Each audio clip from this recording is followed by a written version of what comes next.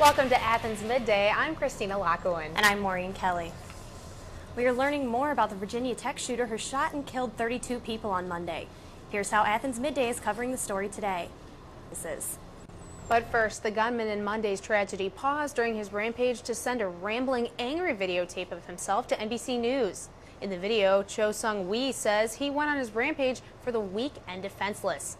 The question remains why he was allowed to return to school after he was deemed a danger by mental health officials.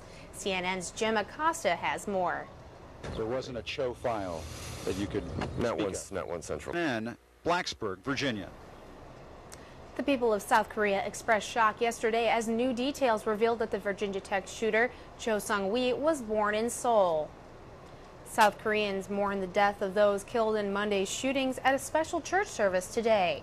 The president of South Korea issued 2 statements of condolence and a statement of apology, and the South Korean foreign minister sent a letter to the U.S. Secretary of State Condoleezza Rice expressing condolences and sympathy for the victims. Here at home, messages. Just days after the carnage in Virginia, more threats of violence across the country continue to follow on college campuses. Ohio State's Lima campus and Rhodes State College, also in Lima, were evacuated Wednesday after a bomb threat. Bomb-sniffing dogs checked out classrooms and the exterior of buildings, and the Lima bomb squad was dispatched for additional searching. At the University of Minnesota, thousands of students and staff had to be evacuated from 8 buildings because of a bomb threat. The buildings remain closed after a student found a note in a bathroom. And it's not only colleges being affected by violence on campus. A student at a high school in North Carolina shot and killed himself yesterday after making threatening gestures in the high school parking lot. The student threatened 2 classmates in the parking lot with a handgun. About an hour later, police found the student at a gas station about 3 miles from the school, where he shot himself in the head after police asked him to put the gun down.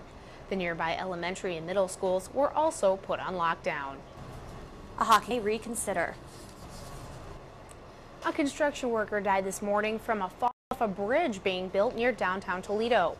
Police say scaffolding collapsed, sending the worker tumbling to the ground below. This is the second fatal accident at the project. 3 years ago, 4 workers died when a crane collapsed. The I-280 bridge over the Maumee River is scheduled to open later this year. 2 local businesses are making changes they say will improve business. And more bombings in Baghdad. Stay tuned to find out what's happening now. I'm Cristina Anchor. Thanks, Gina. The Supreme Court ruled yesterday that governments can ban a particular abortion procedure. By a 5-4 vote, the court revived a federal ban on a methods critics call partial birth abortion and upheld a law that lacks exceptions for a mother's health. The decision is unlikely to reduce abortions, but will prevent an abortion method known as intact dilation and evacuation. U.S. Attorney General Alberto Gonzales is fighting for his job amid calls for his resignation today. Gonzales testified this morning before a Senate panel about his role in last winter's firing of 8 federal prosecutors. Democrats say the firings were driven by party politics.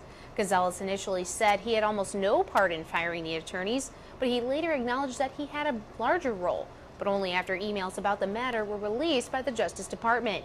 President Bush has said the Attorney General needs to resolve the conflict about why the attorneys were fired. There's more violence in Iraq today after bloodshed. Will we be seeing sunshine this weekend? The weather report is up next. And find out what changes OU's baseball team will be making to improve their season when Athens Midday returns.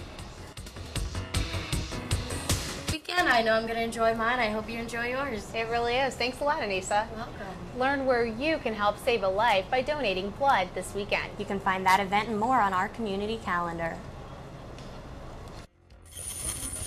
Hopefully the Indies can get that win against the Yankees. I'm looking for the Brooms to come out today and for the Yankees to get the sweep.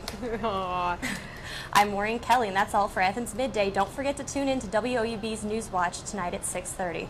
And I'm Cristina Anchor. We're going to leave you with more sights and sounds from last night's candlelight vigil on College Green, remembering the victims of the Virginia Tech tragedy.